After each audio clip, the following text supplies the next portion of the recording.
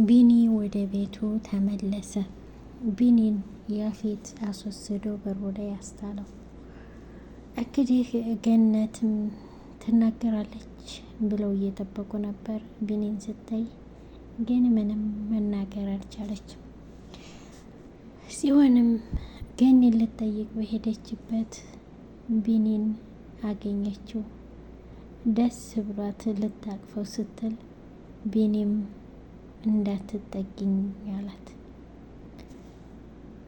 ዓይንሽን ማየት አልፈልግም እንዳትጠጊኝ ሲላት እያለች ስትል ውጭልኝ ብሎ ሲጮህባት ሮጣ ወጣች ከቤት። ዛሬ እንግዲህ ሔዋን ከሴቶቹ ጋር ሆና ወደ መሸታ ቤት ወደ መጠጥ ቤት ወጥተዋል ማለት ነው። ያው እንግዲህ በሴተኛ ዳሪነት መልክ ሔዋንም ያንን ነገር ደስተኛ የሆነች እያስመሰለ ለሰውየው ዞር እያለች እንባዋን ትጠርጋለች። ያፌትና ናታን ዛሬ ተፋጠጡ። እንግዲህ ናታን የያፌት የስራ ተቀናቃኝ ሆኖ መጥቷል። አሰላሙ አለይኩም ወራህመቱላሂ ወበረካቱ። ውድ ቻናሌ ተከታታዮች እንዴት ናችሁ? አላሁ አልሐምዱሊላህ።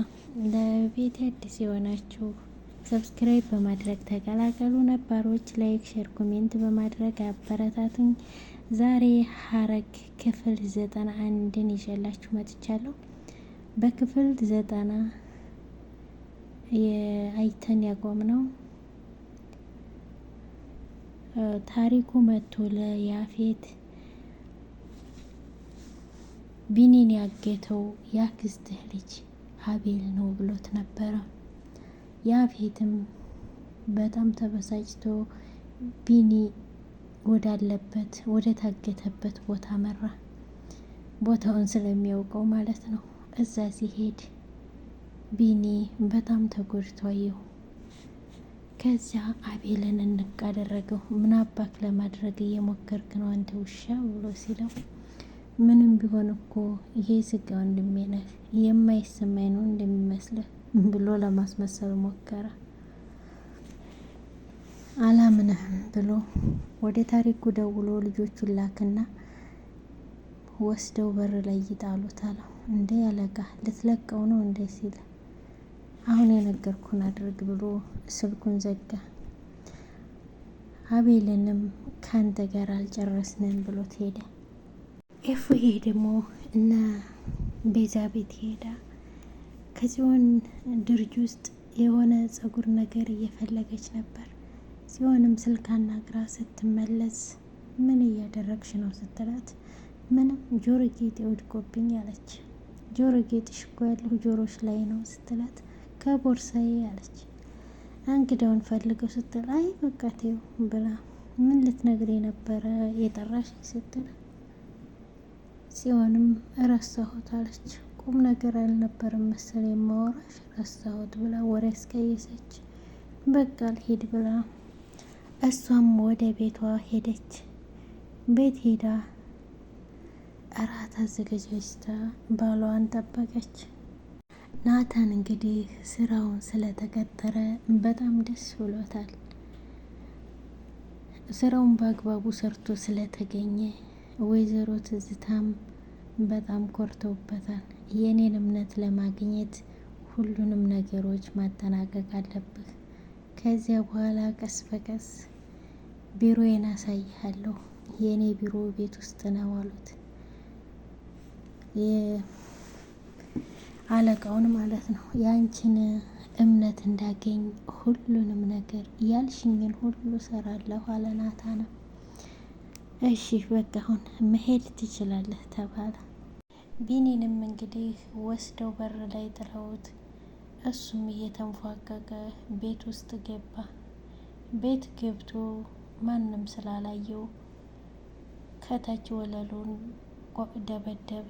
የዚህ ጊዜ ዳጊ አየው። ዳጊ ደንግጦም አጎቴ አጎቴ እያለ ይጣራል። ሄዶም አነሳው። ሲያያት ገኒ አትናገርም። ምን ሆና ነው ተኝታ ነው አለው። ዳጊም ሁሉን ነገር ነገረው። ቢኒም በጣም አዘነ።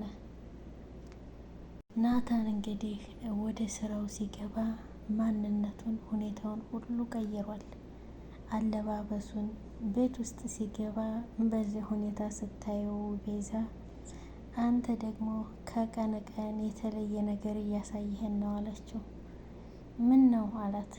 ያፌትም ያው ቢኒያን ለመፈለግ ወጥቼ ትኩረት ላለመሳብ ብዬ ነው ይህን አይነት አለባበስ የለበስኩት አለ። እና ምን አዲስ አለ? ለዚህ የተላከላት ፎቶ ስትል ሲሆንም አቤል አስፈራርቷት ስለነበር ተደናገጠች። ደህና ነሽ ሲላት እላይ ብላ ወሬ አስቀይሳ ተነስታ ካጠገባቸው ሄደች። ናት ሰላም ነህ አለችው ቤዛ። ከወትሮ በተለየ በጣም ሰላም ነኝ፣ ምነው ደህና አልመስልም አላት። ኧረ ደህና ነህ፣ በቃ ላይ ውጣና ልብስህን ቀይረህ ና ቶሎ አለችው። ቆንጆ ራት ተዘጋጅቷል ስትለው አይኔ በልቻለሁ እናንተ ብሎ አላት። በቃ ልግባ የማወራው ስልክ ስላለ ደህና ደሩ ሲላት ቤዛም አለች። ከልጅቷ ጋር ለማውራት ነው የምትጣደፈው? ከኛ ጋር ቆይተህ በኋላ ታወራታለህ አለችው። እንዲህ አንቺ ኧረ ከልጅቷ ላይ ንቀይ፣ በቃ እኔ ስልክ ካወራሁ ከእሷ ጋር ነው ማለት ነው አለ ናታንም። ሉሊት እንግዲህ ሁኔታዋን እየተንሿከከች እያዳመጠች ነው። አሁን የማወራው የስራ ስልክ ነው፣ በቃ ደህና ደሪ አላት። ይህን ብሎ ናታን ካጠገባቸው ተነስቶ ወጣ። ሉሊትም አይ ቤዝዬ በቃ ሁሉም ጥርቅ ማለት ይችላሉ፣ እኔ ያለሁልሽ ስትላት እዚህ አትቀባጥርብኝ ዝም በይ ያለቻት ቤዛ። ናታን እንግዲህ የወይዘሮ ትዝታን ስራ እየሰራ ነው።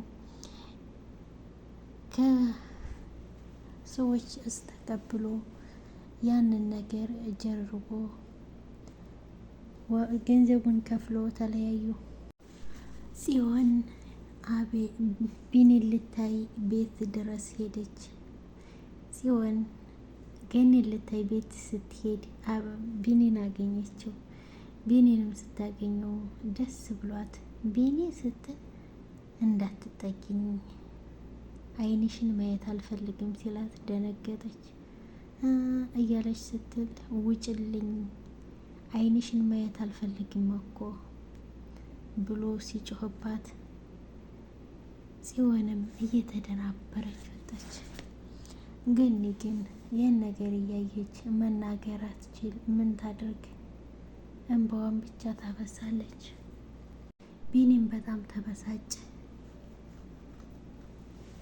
ዳጊ መቶ አጎቴ ምን ነው ተረጋጋ፣ ምን አደረገች ሲለው ዳጊ ዝም በል የዚችን የልጅ ስም ድጋሚ አታንሳብኝ አለ።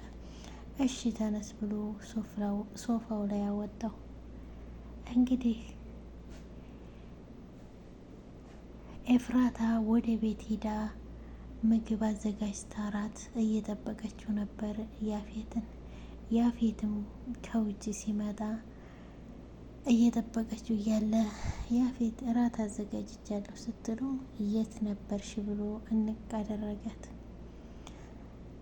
ሱፐር ማርኬት ስትለው አልነበርሽም እውነቱን ተናገሪ ብሎ እንቅ ሲያደርጋት የውልህ ግደለኝ አለች። እንግዲህ ግደለኝ ብላ እልክ ስትይዘው እሱ ደግሞ ደነገጠ። እቃውን ሁሉ ሰበረችው፣ ጥለው ሄደች። ያፌት በዚህ ሰዓት አቅም አነሰው፣ ተናደደ። ወንበሩ ላይ ቁጭ ብሎ ጣውላውን ይደበድብ ጀመር። እንግዲህ ናታንና ያፌት ፊት ለፊት ተፋጠጡ። የተቀናቃኙን ሊያገኝ ዛሬ ቀጠሮ ላይ ነበርና ተቀናቃኙን በቀጠረው ቦታ ሄዶ ስልክ እያወራ ይጠብቃል። ስልኩን ሲጨርስ እኔን ነው መሰል የምትጠብቀው አለ ናታን። ይህን ድምፅ ብሎ ሲል ናታንም ወደ ያፌት ዞረለት። ያፌት ደነገጠ፣ ግራ ተጋባ። እንግዲህ ውድ ተመልካቾቼ ለዛሬ ይዤላችሁ የመጣሁት ይህን ይመስል ነበር። ቪዲዮውን እስከ መጨረሻው ተከታተሉት። ለቤት አዲስ ከሆናችሁ ሰብስክራይብ ማድረግ አትርሱ። ነባሮች ላይክ፣ ሼር፣ ኮሜንት በማድረግ አበረታቱኝ። በሌላ ቪዲዮ እስከምንገናኝ ቸር ሰንብቱልኝ።